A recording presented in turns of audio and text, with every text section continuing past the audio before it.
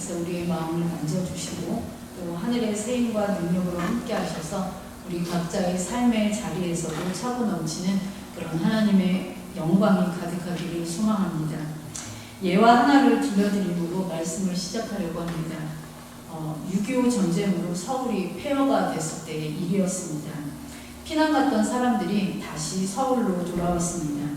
어떤 사업가가 있었는데 그 사람도 자기 집으로 돌아와 보니까 살던 집은 멀쩡했는데 자신이 세웠던 공장이나 시설이 모두가 파괴가 되었습니다. 피땀을 흘려가며 닦아놓은 사업이었습니다. 자신의 전부였습니다. 그런데 지금 그 모든 것이 무너졌습니다. 도무지 복구할 엄두가 나지 않았습니다.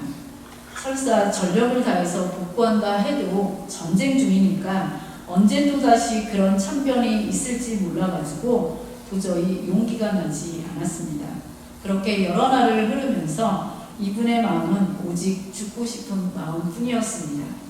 그래서 어느 날 밤은 투신자살을 하자 이러한 마음으로 한강에 나갔다고 합니다. 그래서 어느 곳에 가서 죽을까 이러면서 살피고 있는데 어디선가 노랫소리가 들려왔습니다. 이상히 여겨서 찾아가 보니까 비닐로 비바람을 막는 가린 움막에서 거지 가족이 돼지 죽 같은 것을 앞에다 놓고 노래를 부르고 있는 것입니다. 너무 이상해서 문을 열고 들어가서 까닭을 물어보니까 그들은 예수 믿는 사람으로 많은 생명이 죽어간 이 전쟁통에도 자신들의 생명을 지켜주신 것이 너무 감사하고 또 그날 저녁도 굶지 않게 하신 그 하나님의 은혜가 너무 감사해서 감사의 기도와 찬양을 드리고 있었다고 그렇게 이야기를 했습니다. 이 모습을 본 그 사업가가 큰 감동을 받아가지고 그 가족에게 자기의 집에 있는 바깥채가 있으니까 그곳에 와서 살면서 매일 찬송을 불러달라고, 그러면 그 사람의 먹을 것을 그 가족의 먹을 것을 대주겠느라고 그렇게 약속을 했습니다.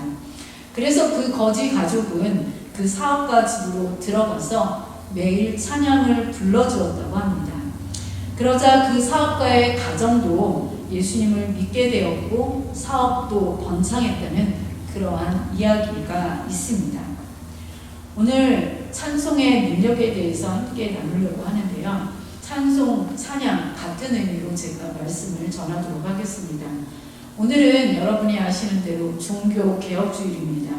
종교개혁은 우리가 다 아는 대로 우리 안에 개혁해야 할 신앙의 문제를 다시 말씀 안에서 살자, 이러한 슬로건으로 시작되었습니다. 오늘 우리는 마틴 루터의 종교개혁 정신으로 살아가고 있습니까? 우리 안에 개혁되어야 할 신앙의 문제는 무엇이 있습니까? 이런 것들을 생각해 보면서 말씀을 나눠보고자 합니다. 우리가 계속해서 예배에 대한 말씀을 함께 나누고 있는데 예배가 예배되게 하는 7가지의 법칙 중 오늘은 3번째로 찬송의 능력에 대해서 함께 은혜를 나누고자 합니다. 만약 우리가 예배드리는데 찬양이 없다면 어떨지 생각해 보신 적 있으십니까? 예배에 찬양이 없다고 한다면 안고 없는 찐빵과도 같은 모습이라 할 수 있습니다. 예배뿐만 아니라 우리의 삶 속에 찬양이 없다면 우리의 삶이 얼마나 삭막하겠습니까? 이 찬송을 부른다는 것은 단순히 노래를 부르는 것이 아닙니다. 우리의 영이 하나님을 찬양하고 하나님으로 인하여 즐거워하는 것이 바로 찬송을 부르는 것입니다. 그래서 찬양의 전심으로 몰입하게 되면 우리의 고통과 아픔이 물러갑니다. 찬양이 울려 퍼지게 되면 견고하게 우리를 묶고 있던 여리고 성과 같은 그러한 문제들이 무너지는 기적을 경험할 수 있습니다. 반대로 찬양이 없다면 우리의 삶 속에 은혜가 사라지게 되고 우리의 영혼이 메마르게 됩니다. 오늘 내 삶 속에 하나님의 찬양의 능력이 나타나고 있습니까? 말씀을 들으면서 한번 생각해 보시기 바랍니다. 여러분은 하루에 찬양을 얼마나 많이 부르십니까? 혹시 예배가 있는 날만 찬양을 부르고 있지는 않습니까? 우리 교회는 매 주일마다 예배가 시작되면서 찬양하는 것을 포함해서 최소 7곡의 찬양을 이 예배 시간에 드리고 있습니다. 하나님은 우리의 찬양 중에 계시며 우리가 찬송할 때에 주님의 역사가 있기 때문에 찬양을 드리고 있습니다. 준비된 마음으로, 갈급한 마음으로 함께 예배에 오셔서 조용히 기도하고 함께 찬양을 부릅니다. 우리는 이 찬양을 통해서 세상에 흐트러졌던 그러한 마음들을 바로 하나님께로 집중하고 하나님을 높이게 됩니다.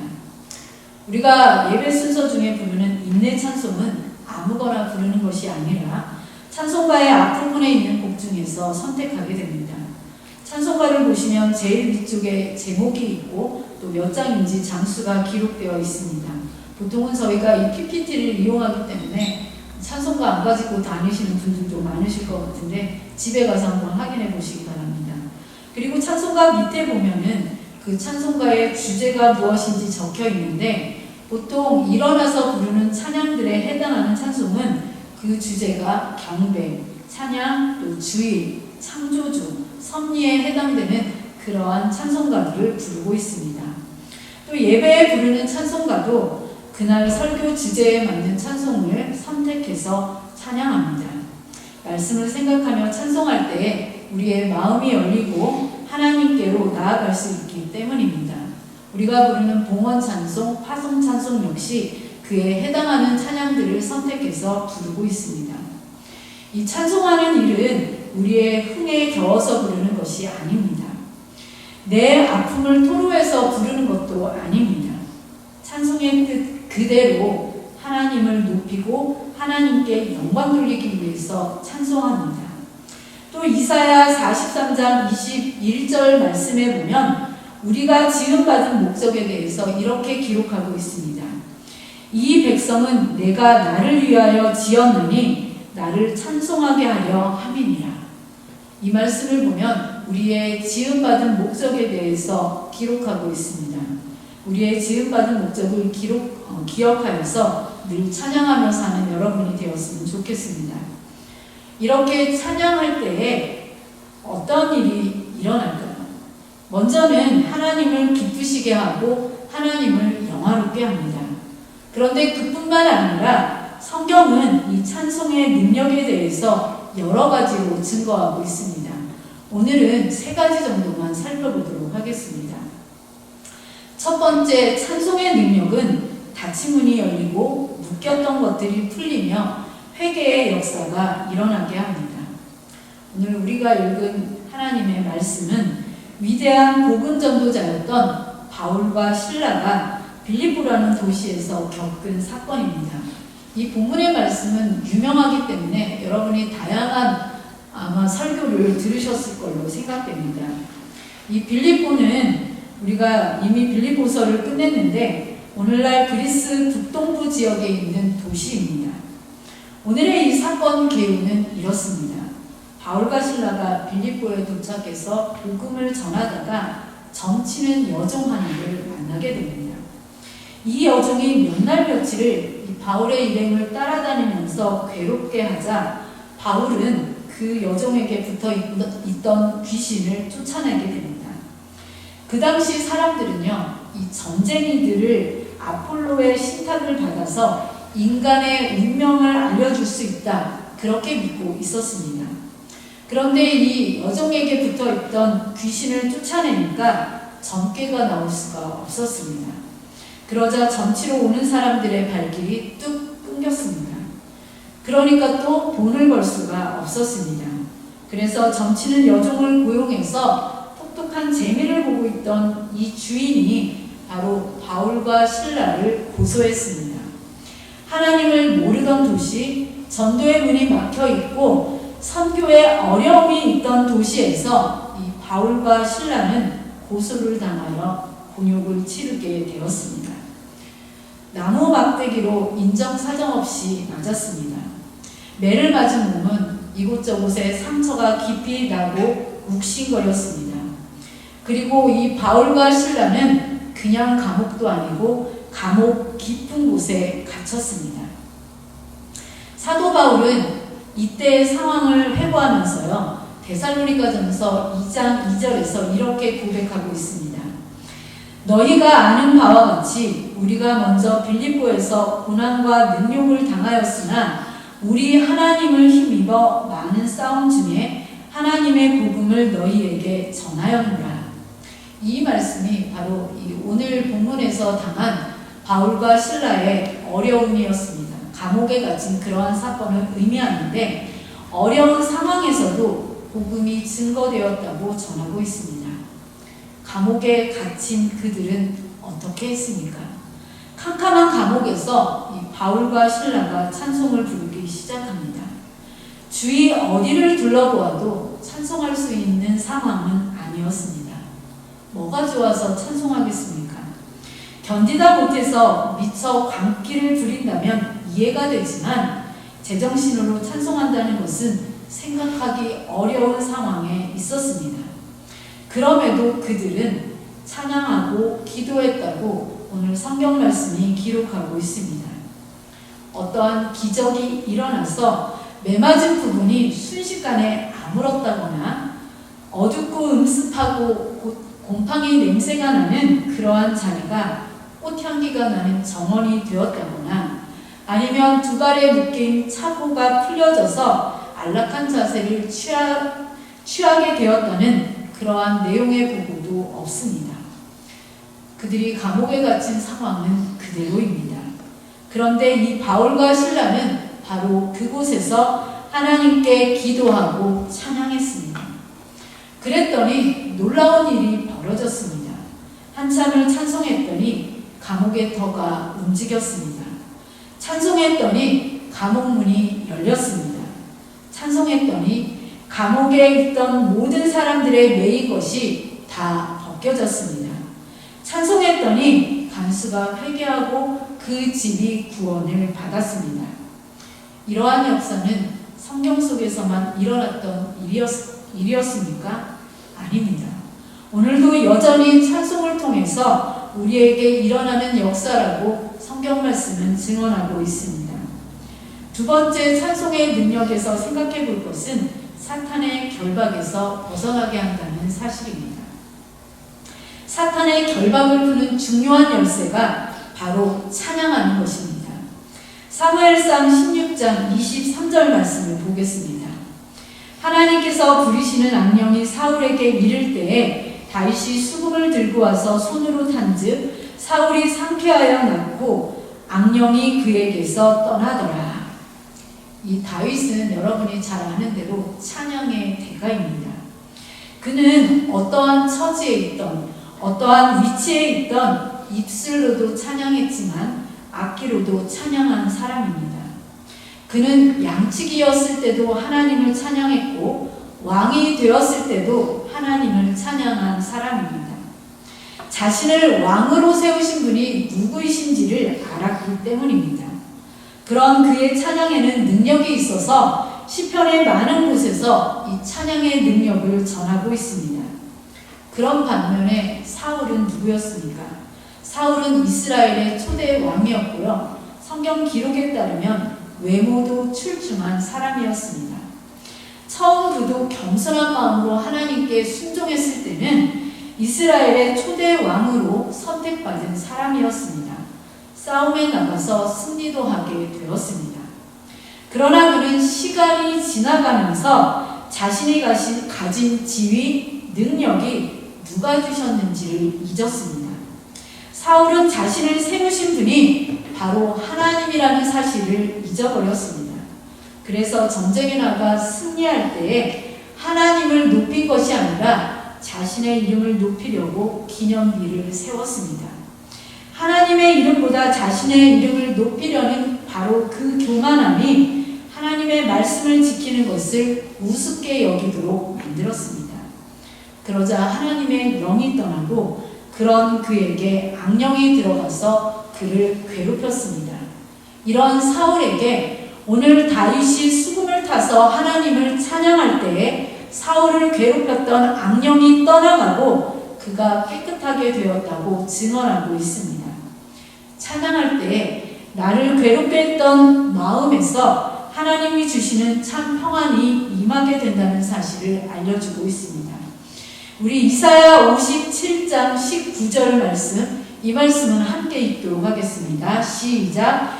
입술의 열매를 창조하는 자 여호와가 말하노라.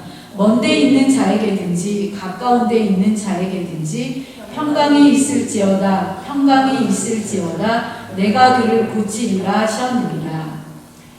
이것은 우리의 입술이 하나님을 찬양할 때에 평강을 주시고 우리의 연약한 것을 고치시겠다고 약속한 말씀입니다.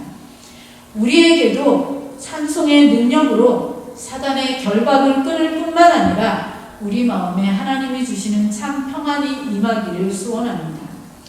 세 번째 찬송의 능력은 우리의 인생의 캄캄한 길, 고난의 길, 두려움의 상황을 넉넉히 걸어가게 하신다는 사실입니다.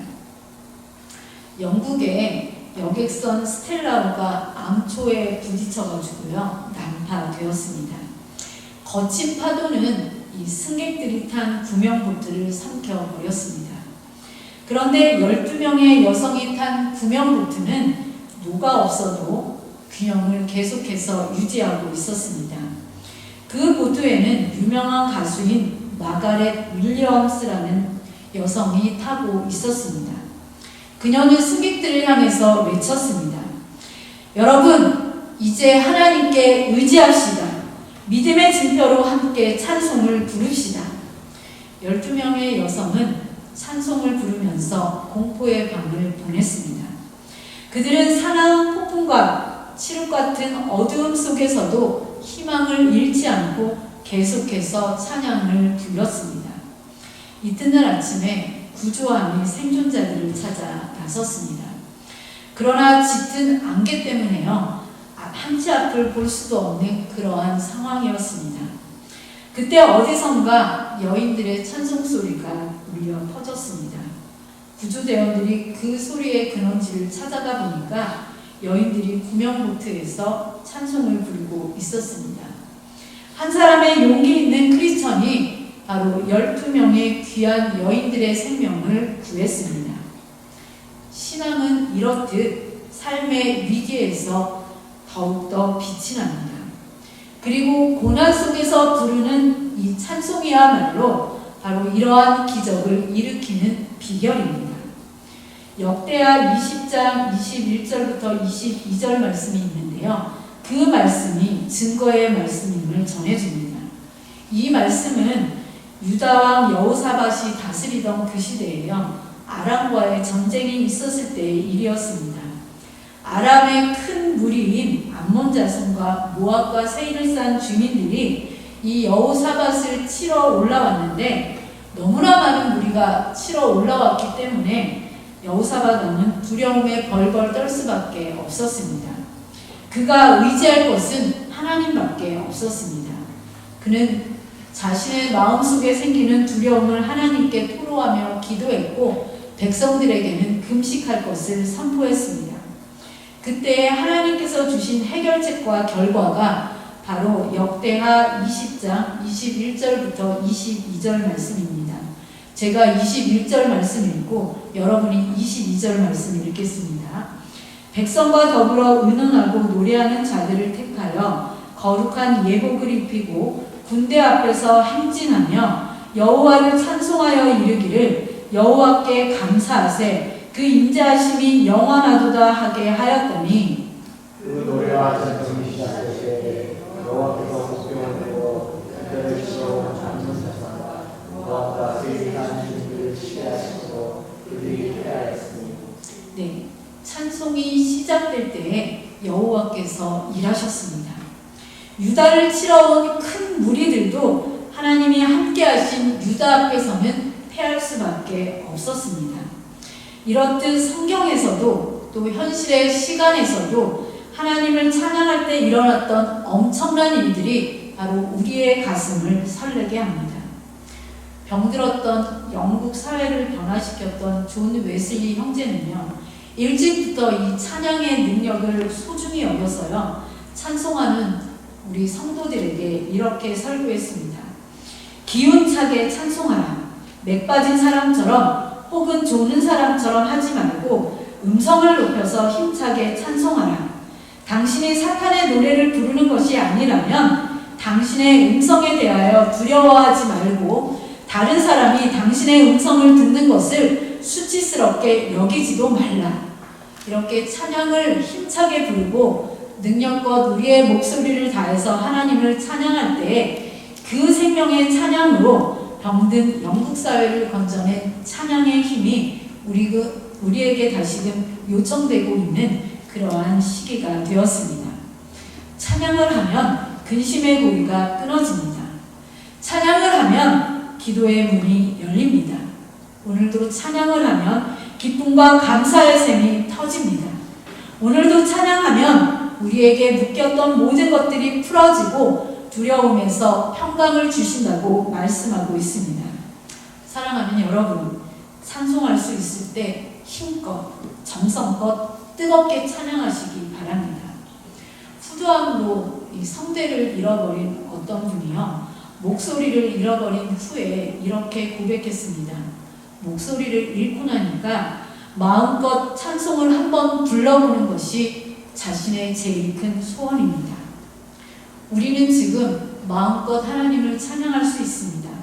정성껏 뜨겁게 하나님을 찬양할 수 있습니다.